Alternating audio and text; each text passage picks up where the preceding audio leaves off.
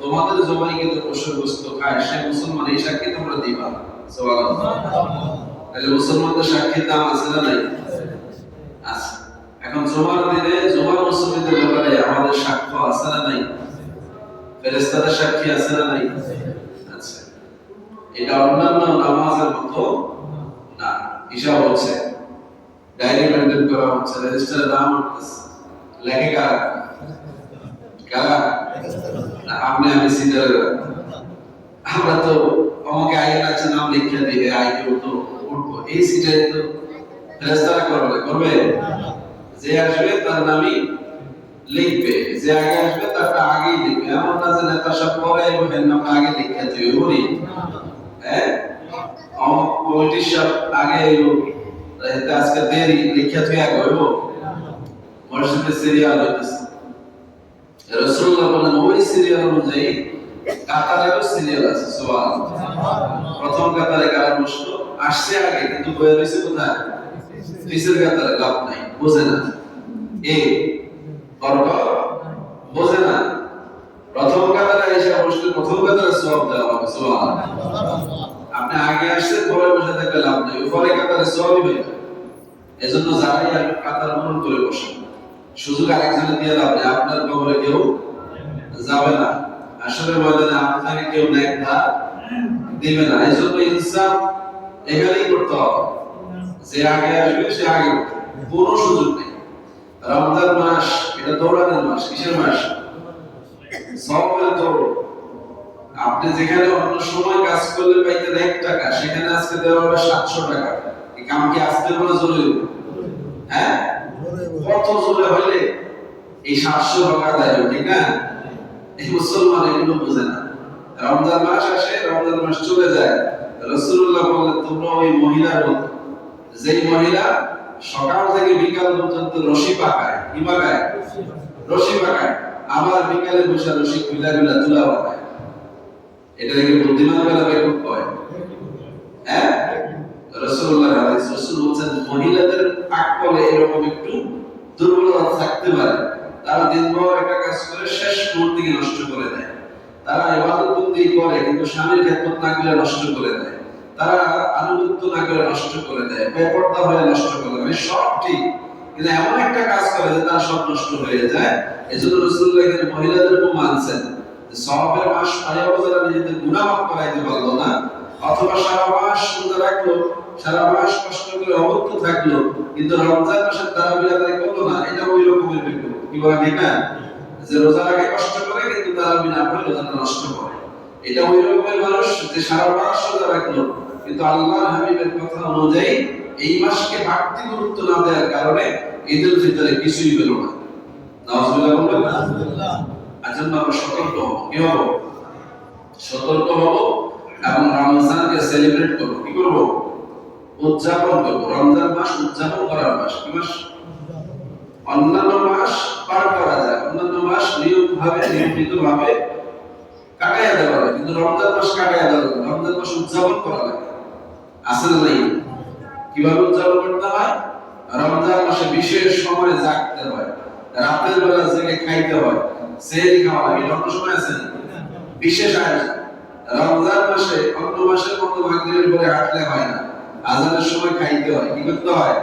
আগে আজানের সময় রোজা ভাঙতে হয়, খাইতে হয়। এটা একটা অ্যারেঞ্জমেন্ট লাগে। কি লাগে? উদযাপন করা লাগে। ঠিক তাই রমজান মাস অন্যান্য মাসের মতো না শুধু নামাজ পড়লে হবে না, তারাবি পড়া লাগবে। কি পড়া লাগবে? তারাবির বিশাল আনুষ্ঠানিকতা আছে না নাই? 30 রাকাত না 20 রাকাত নামাজ, এই নামাজের জন্য ব্যাপক মেহনত আছে না নাই? তাহলে রমজান মাস কি এমনি এমনি হবে? এটাকে উদযাপন করা লাগবে। কি করা লাগবে? এই জন্য আমার মায়েরা রমজান মাস আসলে দেখতাম রোজার আগে ঘর দুয়ার লেপতে আছে। আমি মধ্যে সব আসেনি না, এখন তো টাইলসের ঘর, একটু মোসাওয়াত লাগে নাকি, তাও করে না। দেখবেন রোজার মাসে এক বছর মহিলার খবর নাই, একটু বাড়ি ঘর ঝাড়পোছ দেওয়া, একটু ঘরের আন্দা মন্দা চুল এগুলো পরিষ্কার করা, স্নানাদি একটু নতুন করা, একটু চাদর টাদর পরিবর্তন করা। রমজান মাস বলে কথা, এই আকল যাদের নাই তারা রমজানের বরকত থেকে বঞ্চিত। কথা বুঝতেছেন? রমজান মাস আসার আগে আকাশে বাতাসে ভূতলে প্রবালে ফেরেশতা মহলে জিন মহলে ইনসান মহলে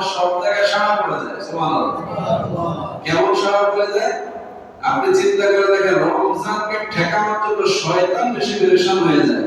যাই রমজান আয়া করতেছে, কে করতেছে? রমজানের প্রথম দিন আসা মাত্রই আমি বলি আচ্ছা জেলে যাইবো না, এবারে কি আজে রাতাই হ্যাঁ এসে করে হ্যাঁ হ্যাঁ আমি তো জেলে যাবো না, তো আগে ভাগে আমি আমার কি কাম গুছিয়ে নিই। তো শয়তান কি করছে? এই রমজান মাসে আপনাকে কেমনে কেমনে ফাঁদতে পারবে সব ফাঁদ সে পাইতা হয়ে গেছে। নাউজুবিল্লাহ বলুন না। আপনি ভাবছেন শয়তান জেলে গেছে গিয়া বন্দী হয়ে গেছে, আর শয়তানই হইতো না, না কাম দিয়ে গেছে, এর এজেন্ট লাগাই গেছে, শয়তানের বাহিনী রাইখা গেছে। এজন্য দেখবেন রমজান এলে শয়তানি আরো বাড়ে, এমন এমন শয়তানি করে যেটা অন্য মাসে করে না। আছে না নাই? কিছু মানুষ দেখবেন রমজান এলে সবচেয়ে বেশি ভেজাল করে, কিছু মানুষ দেখবেন রমজান আসলে ওজনে বেশি কম দেয়, কিছু মানুষ দেখবেন রমজানে দাম বাড়ায় দেয়, কিছু মানুষ দেখবেন রমজান আইলে মনে হয় যেন পাইছে ঈদের এই বাজার, রমজানের আগের বাজার, মানে বেসরেলে পাগল করে রাখবে মানুষের বাহির দিয়ে বাইক পৌঁছাইতে দিব, বেশি দামে ভাড়া পৌঁছাই দিয়া পাগল রাখবে। আছে না নাই? বাজারে যেটা ভাত দিবেন সেটাই এখন দাম বেশি, এই রোজা আইছে। এই যদি হয় আপনার অবস্থা, তা আপনি রোজা রাখা লাভ কি? নামাজ পড়ে লাভ কি? আপনি তো মানুষ ঠকান, ব্যাংক হিসাব করেন, ওজনে কম দেন, ভেজাল করেন, লোকের সাথে প্রতারণা করেন, এগুলোর জবাব দিতে দিতে আপনার কত রমজান আল্লাহ খায়া ফেলবেন। কি বলে ঠিক না? যে যা সব করে দিত আরো দেনা আছে যদি পরিশোধ করো, আরো দেনা আছে ওগুলো পরিশোধ করো। সম্মানিত হাজির, মাহে রমজানে আমরা কিভাবে রোজাগুলোকে নষ্ট করি এই বিষয়ে কিছু কথা বলবো। রাসূলুল্লাহ সাল্লাল্লাহু আলাইহি ওয়াসাল্লাম বলেছেন রমজান আমাদেরকে কিভাবে বরকত দেয় এই বিষয়ে কিছু কথা আছে। রমজানের কতগুলো জরুরি মাসালা আমাদের জানা দরকার। যারা আমরা অসুস্থ আছি, রোজা থাকি, বা বিভিন্ন ভাবে রোগ বিমার আমাদের হয়, কতগুলো বিষয় আছে আমাদের ইনহেলার ব্যবহার করা লাগে, ইনজেকশন দেওয়া লাগে, অনেক সময় ইনসুলিন দেওয়া লাগে, তারপরে চোখের ড্রপ টপ দেওয়া লাগে, এগুলো আছে না বিষয়? এইসব বিষয়ে তো ধারণা লাগবে কিনা, এগুলোতে রোজা ভাঙে কিনা অনেকেরই জানা আছে, তারপরেও আপনারা এগুলো আলোচনা করবেন। যেমন ইনহেলার দিলে রোজা ভাঙে কি না, কে বলতে পারবে? ইনহেলার দিলে রোজা ভাঙবে, ইনহেলার দিলে রোজা ভাঙবে। কারণ কি? এই ওষুধটা ফুসফুসে চলে যায়। কোথায় চলে যায়? ফুসফুসে চলে যায়। খাবারের নিয়ম হচ্ছে গলা দিয়ে ফুসফুসে যায়, পানি অন্যান্য খাবার যেখানে এটার একটা অংশ ফুসফুসে যায়, এটাকে খাবার বলে। সুতরাং ফুসফুসে যেহেতু যায়, এই জন্য ইনহেলার ব্যবহার করলে রোজা ভেঙে যায়। কথা বুঝতেছেন? একইভাবে ইনজেকশন দিলে রোজা ভাঙে কি ভাঙে না? ভাঙে না। ইনজেকশন দিলে রোজা ভাঙে না যদি এটা পুষ্টিদায়ক না হয়। ইনজেকশনের মধ্যে কিছু ব্যাপার আছে, যেমন ভিটামিন ইনজেকশন, এটা খাবারে কাজ করে। কিসের কাজ করে? এটা আপনি ইনজেকশন করে দিলেও এটা পাকস্থলীতে সহ শরীরের খাবারের তন্ত্র যাবে। স্যালাইন আছে, কিছু স্যালাইন আছে খাবারের বদলে দেয়, যারা রোগী খেতে পারে না তাদেরকে স্যালাইনের মধ্যে দেয়, স্যালাইন দেয়, এটা তার খাবার হিসাবে, এটা তো তার রোজা ভাঙবে। কিন্তু যেই ইনজেকশন দিলে সেটা রক্তে ছড়িয়ে পড়ে, শরীরের অন্যান্য এলিমেন্টসে যায়, মেডিসিন হিসেবে কাজ করে, ওটা দিলে রোজা ভাঙবে না। একইভাবে ইনসুলিন দিলে রোজা ভাঙে কিনা? আপনি বলুন হুজুর এটাও তো শরীরের শক্তি বাড়ায় না। ইনসুলিন দিলে রোজা ভাঙে না। কারণ কি? ডায়াবেটিক রোগীদের জন্য এটা জায়েজ, যেহেতু তারা ইনসুলিন না নিলে তারা অসুস্থ হয়ে যাবে, দুর্বল হয়ে যাবে, পড়ে যাওয়ার ভয় আছে। এই জন্য তাদের জন্য ইনসুলিনটা জায়েজ। আর ইনসুলিনটা সাধারণত শরীরের বিভিন্ন নার্ভে ইউজ করা হয়, যেটা চামড়ার নিচে অথবা বিভিন্ন জায়গায়, এটা পাকস্থলে যাওয়ার ভয় থাকে না। চোখে অথবা কানে ড্রপ দিলে রোজা ভাঙে কিনা? ভাঙবে না, কারণ চোখ এবং কান এটা পাকস্থলীর সাথে যুক্ত না। এরকম অনেকগুলো বিষয় আছে যেগুলো আমরা হরহামেশা সমস্যার সম্মুখীন হই। যেমন আমরা রোজা কেন ভাঙবে, রিজনটা কি, কোন কোন কারণে রোজা ভাঙে, এগুলো আল্লাহ রাব্বুল আলামিন কোরআনের মধ্যে বলে দিয়েছেন। যেমন স্ত্রী সহবাস করলে রোজা ভাঙে, কি বলে ঠিক না? কিন্তু কখন? রোজা অবস্থায়। কখন? রোজা অবস্থায়। এখন রাতের বেলা যদি আপনি করেন তাহলে রোজা ভাঙার কোনো অসুবিধা নাই। তারপর রমজান মাস যেহেতু পরহেজগারিতা অবলম্বন করা যতটুকু সম্ভব করতে হবে। ইচ্ছাকৃতভাবে যদি কেউ শরীর থেকে এই ধরনের নাপাক বস্তু বের করে, আছে না, হস্তমৈথুন করে, বিভিন্ন কৌশলে সে নিজের মনের খায়েশটাকে জাগিয়ে তুলে নিজের শরীর থেকে ইনজাল করে, এরকম যদি করে তাহলে কি হবে? রোজা ভেঙে যাবে। কি হয়ে যাবে? রোজা ভেঙে যাবে। খাদ্য পানীয় এগুলো খেলে তো রোজা ভাঙে, রক্ত বা পুষ্টিদায়ক ইনজেকশন ব্যবহার করলে রোজা ভাঙবে। কেউ যদি রক্ত দেয়, একটু আগে যেটা বলছিলাম যে ইনজেকশন দেওয়া, রক্ত দেওয়ার ব্যাপারটাও এখানে অধিকাংশ আলেমরা কি করেছেন, সন্দেহ পোষণ করেছেন। হ্যাঁ, রক্তটাও যেহেতু শরীরে খাবারের মাধ্যমে রক্ত তৈরি হয়, তো সরাসরি যদি রক্ত দেওয়া হয় তাহলে এটা সব জায়গায় ছড়িয়ে পড়বে। সুতরাং রক্ত নেওয়ার ব্যাপারেও কি বলা হয়েছে, মাকরুহ বলা হয়েছে। এটাও খুব ইমার্জেন্সি না হলে গ্রহণ করা যাবে না।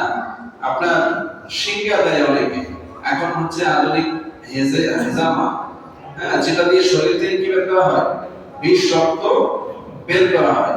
এরকম কাজ যদি করা হয় তাহলে সেক্ষেত্রে রোজা ভেঙে যাবে। ইচ্ছাকৃতভাবে বমি করলে, কেউ আছে না কিছু একটা মানে শরীর থেকে বের করতে চায়, ইচ্ছাকৃত বমি করা মানে মুখে হাত দিয়ে বমি করা, অথবা এমন কিছু গ্রাম নিয়ে যদি বমি আসতে পারে, অথবা এমন পরিবেশে আপনি পড়ে গেছেন যেখানে কি ধুলাবালি বা পোকামাকড় বা ঢুকে গেছে, বমি হয়ে গেল, এরকম বমির ক্ষেত্রে কি হবে, রোজা ভেঙে যাবে।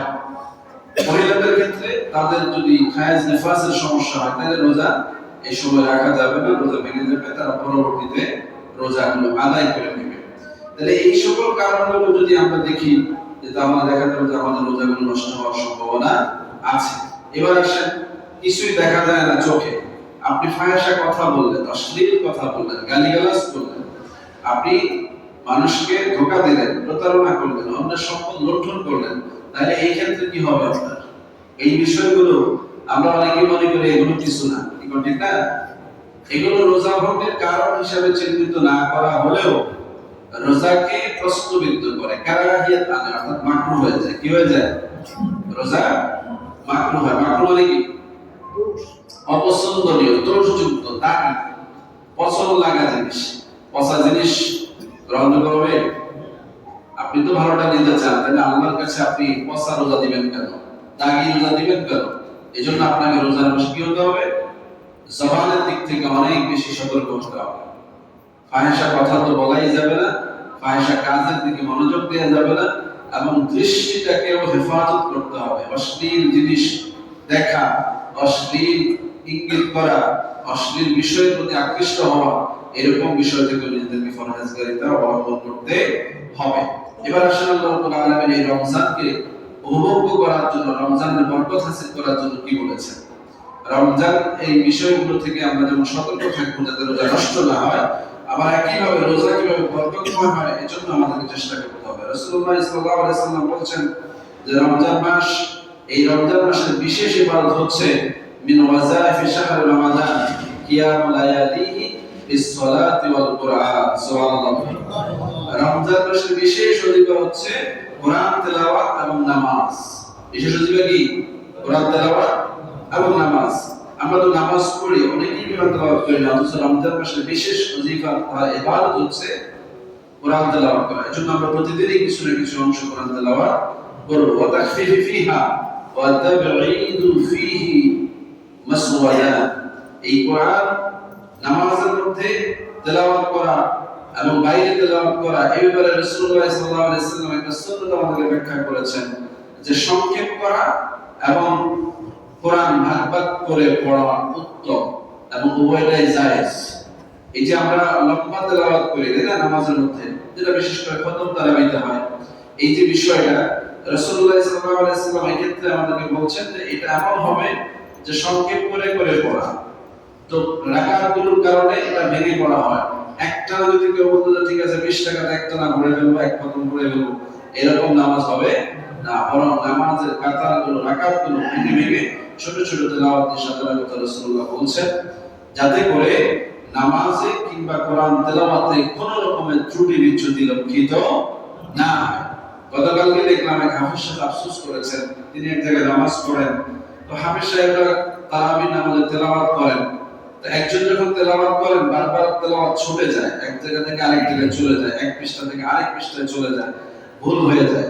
কিন্তু পিছনে তিনি কোনো লোকমা দেন না, তিনি ভুল সংশোধন করেন না। দ্বিতীয়বার যিনি দাঁড়াইলেন, এবার আবার প্রথম জন পিছনে, দ্বিতীয় জন সামনে, তিনি তেলাওয়াত করছেন, তারও একই সমস্যা হচ্ছে।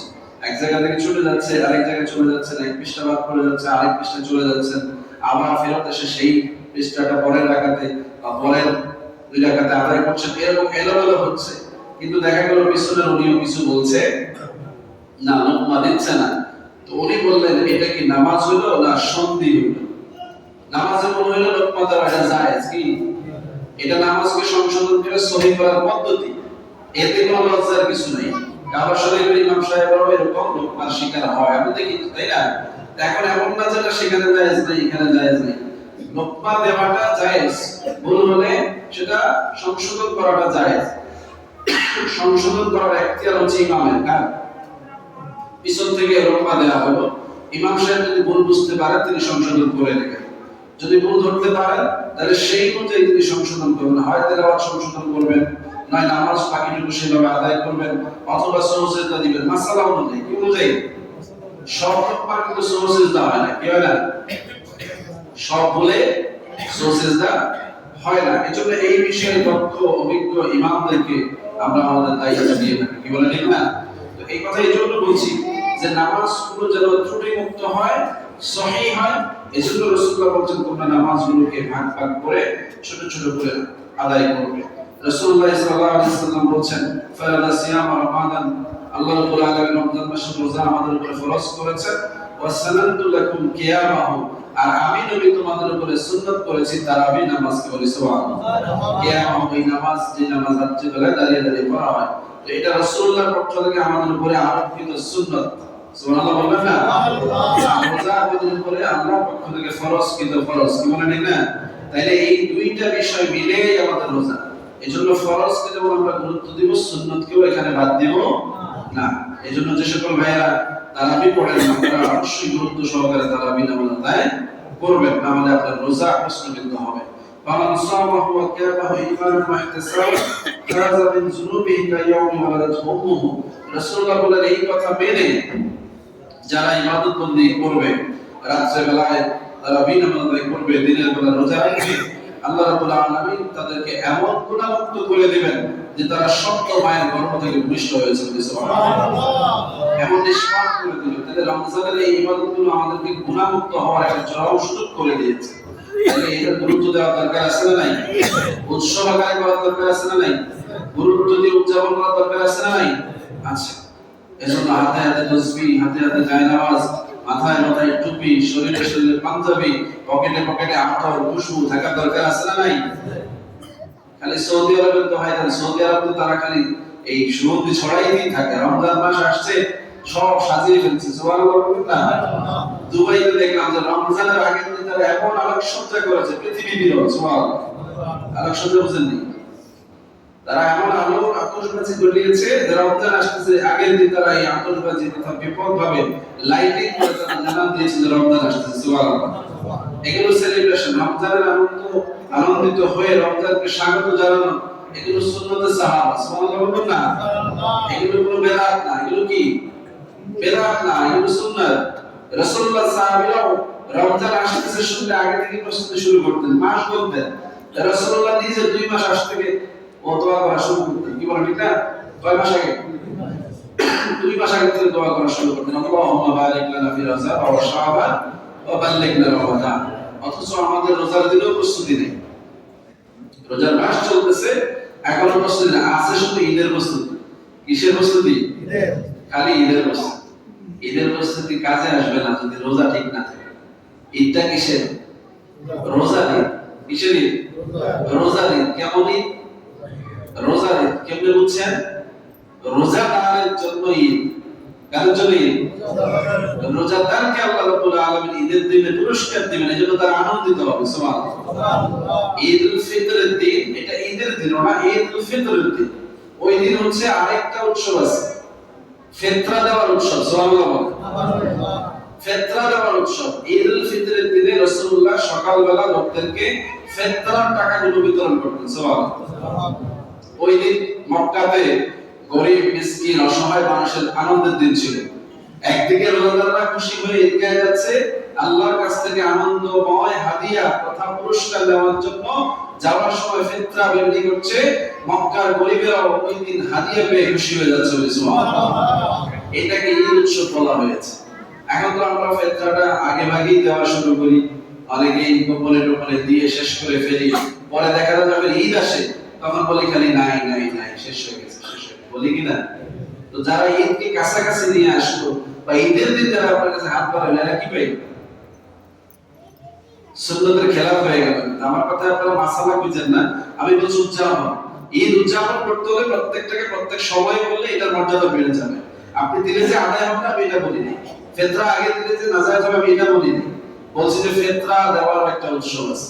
এজন্য রাসূলুল্লাহ বলছেন যে ঈদগাহে ঈদের নামাজ আদায়ের আগ পর্যন্ত ফিতরা আদায়ের সুযোগ থাকবে, এবং এই সময়ে যে বাচ্চাটা জন্মগ্রহণ করবে তার ফিতরা দিতে হবে। সুবহানাল্লাহ। তার মানে এটা সেলিব্রেশন অফ ঈদের দিন, কি বলেন ঠিক না? এজন্য দিবেন আগে থেকে দেন, অসুবিধা নেই, কিন্তু ঈদের দিনের জন্য কিছু রাখেন। ঈদের দিনেও যেন গরিবরা আপনার কাছে হাত বাড়াইয়া ফিতরার কিছু টাকা পায়, সেটাও রাখেন। এটা ঈদের মর্যাদা বাড়াবে। ঠিক একইভাবে রমজান মাসে রমজানের সুন্নতগুলোকে আমরা এমনভাবে উদযাপন করবো যাতে করে রমজান উদযাপন হয়। কি হয়? উদযাপন আমাদের দেশে হয় আলহামদুলিল্লাহ। যেমন ইফতার সেলিব্রেশন হয়, ইফতারের ব্যাপক আয়োজন আমাদের দেশে হয়। লোকেরা দাওয়াত দিয়ে লোকদেরকে জড়ো করে ইফতারের মাহফিল করে, বাড়ি বাড়ি ইফতার খাওয়া, ইফতার বিতরণ করে, লোকেরা গরিব মিসকিনকে দেয়। আলহামদুলিল্লাহ ইফতারের বিষয়টা এদেশে মোটামুটি চমৎকার ভাবে উদযাপন হয়, কি বলে ঠিক না? কিন্তু তারাবির বিষয়টা আরো গুরুত্ব দিতে হবে। শহরে এই তারাবির অনেক গুরুত্ব, আলহামদুলিল্লাহ শহরের মানুষগুলো তারাবিটা খুব সেলিব্রেশন করে। তারা একেবারে ইফতারের পর থেকে প্রস্তুতি হয়ে একবারে দুলার মতো সাইদা যায় নামাজ তলে নিয়ে সুন্দর বাচ্চাদেরকে সাথে নিয়ে তারাবি নামাজে গিয়ে হাজির হয়। তাদের মধ্যে একটা উৎসব ভাব থাকে। আলহামদুলিল্লাহ আমাদের এলাকায় আমি খারাপ বলি না, আমাদের জনগোষ্ঠী যেভাবে চলে স্বাভাবিক চলে, দোকানে আছে তো নাইমা চলে আসছে মসজিদে, বাড়িতে বাচ্চা পড়লো কি পড়লো না খবর নাই, স্ত্রী পড়লো কি পড়লো না খবর নাই, নিজের নিয়ে ব্যস্ত।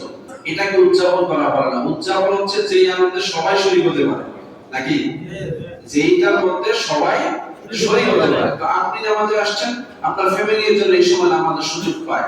আচ্ছা ঠিক আছে, আপনি বাজারে আছেন, আপনার বাড়ি হয়তো দূরে, কিন্তু সেখানেও তো মসজিদ আছে, আছে না নাই? আপনি আপনার স্ত্রীকে বলে আসেন যে নামাজের সময় আমার বাচ্চাটা যেন মসজিদে যায়, অথবা স্ত্রীকে বলে আসেন আমি যখন মসজিদে নামাজ পড়বো তুমিও তো ঘরে সেই সময় নামাজটা আদায় করলে একসাথে আদায় হয়ে যাবে। আমি বাসায় গিয়ে দেখলাম বা আপনি বাসায় গিয়ে দেখলেন যে বউ বলতেছে আমি তো নামাজ পড়ি না, তাহলে নামাজের গুরুত্ব হইলো? এই জন্য সেলিব্রেশন বলতে ঈদ উদযাপন, রোজা উদযাপন এগুলো সব আনন্দের বিষয়। আজকে দেখেন অনেকে তো আপনারা ছবিগুলো দেখতেছেন ফেসবুকের কল্যাণে, আমরা এখন সব দেখতেছি মাশাআল্লাহ। রোজাদার নাই কিন্তু ইফতার রেখে গেছে লাইনে লাইনে, রোজাদার আসবে এসে রেখে গেছে। আমরা তো প্লেট সামনে দিতে ভয় পাই, রোজাদার আয়সা কষ্ট প্লেট দিতে চাই না। আর মক্কা শরীফ মদিনা শরীফে কাতারের মধ্যে লাইনে লাইনে হাজার হাজার প্যাকেট দিয়ে রাখছে, কে আসবে কে বসবে তাদের এত চিন্তা নাই, তাদের যেটা দেওয়ার দরকার তারা দিয়ে যাচ্ছে। আল্লাহ বান্দারা এসে বসে রিজিক দিয়ে যায়, সুবহানাল্লাহ। আমাদের তো এরকম আয়োজন থাকা দরকার। আমার সামর্থ্য আছে 10 জনকে ইফতার করানোর, আমি প্রতিদিন 10 জনের ইফতার খরচ করব, কোথায় দিলে খরচ হবে সেখানে দিয়ে দেব, বা নিজে অ্যারেঞ্জমেন্ট করব, অসুবিধা কি? একদিন এই না একেবারে 300-400 লোকের অ্যারেঞ্জমেন্ট করে খাওয়ানো চাইবে, প্রতিদিনই যারা সমস্যায় পড়ে প্রতিদিনই কিছু মানুষকে যদি আমরা ডিস্ট্রিবিউশন করি তাহলে গোটা রমজানটাই উদযাপন হয়, কি বলা ঠিক না? বড় প্রোগ্রামগুলো করতে হয় এই জন্য যেহেতু ব্যাপক আকারে এগুলোতে আয়োজন করা, এগুলো নিষেধ না, কিন্তু প্রত্যেক রোজাদারেরই নিজস্ব ক্যাপাসিটি অনুযায়ী প্রতিদিনই কিছু না কিছু রোজাদারকে ইফতার করানো, অন্তত একজনকে সাথে ইফতার করা, অথবা একটি ইফতারি প্রতিদিনই আশেপাশে বিতরণ করা যে সুন্নাত, এটা আদায় করা দরকার আছে না নাই? আচ্ছা চেষ্টা করুন, আপনাদের এই সামর্থ্য আছে। এমন না যে আপনারা খুব গরিব, এমন না যে আপনারা খুব অসহায়, এমন না যে আপনাদের নিজেদেরই খাওয়া পাওয়া চলে না। আজকে দেখেন ইফতার আমাদের দেশে কত সহজ নয়, ওইসব দেশে এত কম দামি ইফতার খাওয়ায় না, ওখানে দামি দামি ইফতার দেয়, ওগুলো যেগুলো দেয় স্বাস্থ্যসম্মত এবং বেশ দামি। আর আমাদের দেশে যে ইফতার সব পেট পুরে খাইলেও 100 টাকা খরচ হয় না, ঠিক না? সব পেঁয়াজ বেগুনি আবি যাবি যেগুলো আছে আলহামদুলিল্লাহ একবার পেট পুরে খাইলেও 100 টাকা লাগে না। তাহলে 100 টাকা একজন রোজাদারের জন্য আমার আপনার বাজেট নাই। ওই দেশের লোকেরা কিন্তু একজনের পিছনে 500 থেকে 700 টাকা, মানে আমি হিসাব করে দেখি তারা যেরকম প্যাকেট করা খেজুর এবং লাবান এবং শরবত এবং জুস অন্যান্য যা দেয়, তাতে করে 900-1000 টাকার জিনিস সামনে থাকে। আপনি কিনা খেতে গেলে এই পরিমাণ টাকা খরচ হবে। এইভাবে হাজার হাজার লক্ষ লক্ষ লোক ইফতার করছে, কি বলা ঠিক না? ওরা এটা উদযাপন করে, আপনি এই সুন্নাত কেন নেন না? খালি ওরা টুপি মাথায় দেয় না, ওরা দাঁড়িয়ে রাখে না, এইসব সুন্নাত দিয়ে ঘুরেন। ওরা খালি এটা করে ওটা করে, বুকে না হাতে জোরে না আসতে, এগুলো নিয়ে ঘুরেন। ওরা যে আরো ভালো কাজ করে সেগুলো দেখেন না, এগুলো নেন না, তাহলে জনগণ সুবিধা পাবে। রমজানের বরকত বেড়ে যাবে। আল্লাহ আমাদেরকে তৌফিক দান করুন সকলে বলি আমিন। আজকের খুতবাতে রমজানের ফজিলত বরকত সম্পর্কে অনেকগুলো কথা আসছে, যে যারা সওয়াবের নিয়তে রমজানের রাত্রিতে তারাবি আদায় করবে, দিনের বেলা রোজা রাখবে, আল্লাহ তাদের সমস্ত গুনাহগুলো মাফ করে দিবেন। কোরআন তাদের জন্য সুপারিশ করবে। যারা রোজার মাসে নিজেদেরকে এই ফায়সা খায়েশ অন্যান্য বিষয় থেকে বিরত রাখবে, রোজা তাদের কাছে শাফায়াতকারী হয়ে যাবে। সুবহানাল্লাহ। আসরের ময়দানে রোজা আমাদের জন্য শাফায়াত করবে, কোরআন আমাদেরকে শাফায়াত করবে, এবং তারা হাসরের ময়দানে বিশেষ করে কবরে আমাদের ডানে বামে সামনে পিছনে দাঁড়িয়ে যাবে। রাসূলুল্লাহ বলেন যে মা মিন মুসলিলা ইল্লা ওয়া মালাকুন আন ইয়ামিনিহি ওয়া মালাকুন আন ইয়াসারিহি ফাইন্না আতামাহা আলাযা বিহা, যে প্রত্যেক মুসল্লির ডান দিকে একজন ফেরেশতা, বাম দিকে একজন ফেরেশতা থাকে। সে যদি পূর্ণরূপে নামাজ আদায় করে তবে এই নামাজ নিয়ে তারা আসমানের দিকে চলে যায়, আর যদি তারা পূর্ণরূপে নামাজ আদায় না করে তাহলে এই নামাজ মুসল্লির মুখের উপরে ছুঁড়ে ফেলে দেয়। বলে নামাজ তাহলে আপনার ডানে একজন ফেরেশতা, বামে একজন ফেরেশতা নামাজের সময় দাঁড়িয়ে থাকতেছে। এই নামাজ হচ্ছে কি হচ্ছে না তারা মনিটরিং করতেছে। ফেরেশতারাই সিদ্ধান্ত নিচ্ছে নামাজ হলো কি হলো না। সুবহানাল্লাহ। আপনি আশায় আছেন আপনার নামাজ আল্লাহর দরবারে কবুল হবে, আল্লাহর দরবারে নিবে যেই ফেরেশতারা, ওরাই যদি কবুল না করে তারপর তো নামাজের কোনো আশাই নেই। রাসূলুল্লাহর হাদিস অস্বীকার করবেন? ডানে বামে ফেরেশতা আছে, যাদের নামাজ কবুল হবে তাদের নামাজ নিয়ে ফেরেশতারা আকাশের দিকে যাবে, তার মানে আল্লাহর কাছে পৌঁছাবে। আর যাদের নামাজ হবে না, তাদের নামাজ নিবে না, তাদের নামাজ তাদের মুখের উপরে ছুঁড়ে ফেলে দেবে। তা আপনার নামাজ কি আপনি পরে জমা পাইবেন? যারা আশায় আছেন হুজুর নামাজ পড়েছি, আচ্ছা বন্ধুটি হইছে মনে আমি তওবা করে আলো মত আসলে মাঠে গিয়ে আল্লাহ হাতে পাই দিলাম, মাকসাদ সাইয়ার নামাজ বিকুম ফেরত দিয়ে দিব, তো জমাই হয়, তো ফেরেশতা নেই না। কথা কি বুঝতে পেরেছেন? বিবেক খাটান, আপনার অ্যাকাউন্টেই তো যায় না, আপনি হিসাব সাহেবের কাজ আছে। এইজন্য নামাজ খুব সতর্কতার সহিত আদায় করতে হবে, যাতে করে আমাদের নামাজ যথাযথভাবে আদায় হয়। আপনাদের নামাজ কবুল নামাজ করতে হবে, আল্লাহ তৌফিক দান করুন সকলে বলি আমিন। রমজান মাসে যেহেতু খাওয়ার টেনশন নাই, যাওয়ার টেনশন নাই, দৌড়াদৌড়ি নাই, তাহলে নামাজে কিছু মনোযোগ দেওয়া যায়, কি বলে ঠিক না? এই সুযোগটা আছে। রমজানেও যদি আপনি ওইরকম অস্থির থাকেন তাহলে আর রমজান হইব কিভাবে? রমজান মানে জ্বালিয়ে পুড়িয়ে শেষ করে দাও। নিজের যত খায়েশ আছে, গুনাহ আছে, অন্যায় আছে, জুলুম আছে, সব কিছুকে জ্বালিয়ে পুড়িয়ে একেবারে শেষ করে দিয়ে নিজেকে পরিশুদ্ধ খাঁটি বানায় আনো। স্বর্ণ যেমন পড়াইতে পড়াইতে খাঁটি হয়ে যায়, রোজার মাসে রোজাদার নিজেদেরকে আমল দিয়ে পড়াইতে পড়াইতে খাঁটি মুমিন হয়ে যাবে। সুবহানাল্লাহ। আল্লাহ কবুল করুন সকলে বলে আমিন। ওয়া আলাইনা মিনাল মালাইকা যারা কাবলা জুমা আদায় করেন সুন্নাত নামাজ আদায় করবেন ইনশাআল্লাহ।